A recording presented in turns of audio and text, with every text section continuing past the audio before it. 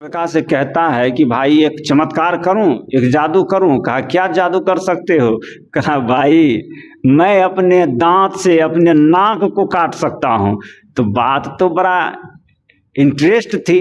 तो दूसरा लड़का कहता है कि भाई कहीं कोई अपने दांत से अपने नाक को काट सकता है? ऐसा कहीं हो सकता है?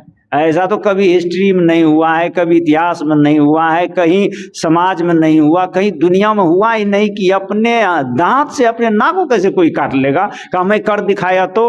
कहा तो ऐसा अगर जादू कर देगा तो मैं तुझे शर्त लगाता हूं, अगर अपने दांत से अपने नाक को काट लेगा तो 5,000 रुपया मैं तुझे इनाम दूंगा। ऐसा तुम करके दिखाओ, ऐसा हो ही नहीं सकता है। तो उसने कहा कि लगी शर्त? कहा लगाओ शर्त। तो 5,000 रुपया के शर्त में उसने दांत को निकाला, उसने अपने दांत को रहने दिया और उसका नाक नकली था तो नाक को उठाया और दांत से लगा करके काट दिया।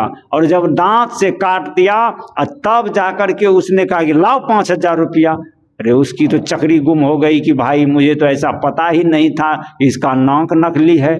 अब उसका नाक था रबर का, नाक तो खुद था नहीं, कटा हुआ था। तो शर्त लगा लिया कि दांत से हम नाक को काट लेंगे।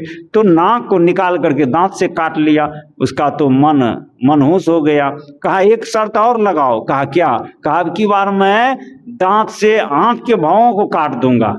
तो उसने कहा बेटा ऐसा तो तुम कर नहीं सकेगा, क्योंकि तुम्हारा नाक नकली था, इसलिए तुम रबर का नाक था दांत से काट लिया, आंख तो नकली नहीं हो सकता। कहा मैं दोनों आंख के भावों को दांत से काट लूंगा।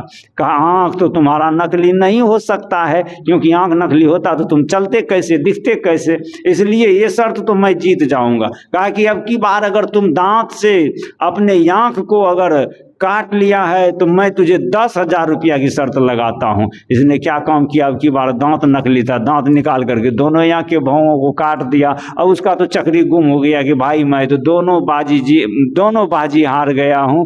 बताइए ऐसा व्यक्ति जो दोनों बाजी को जीत गया और उसमें था कुछ नहीं। ऐसा आदमी के पास में बुद्धि रहता है कि आप कैसे बुद्धि को नाप सकते हो, कैसे आप किस एंगल से, किस दरवाजे से, किस दिशा से आप उसको कैद कर सकते हो। हर दिशा से आपको पटक देंगे। बोलिए सद्गुरुदेव की जय।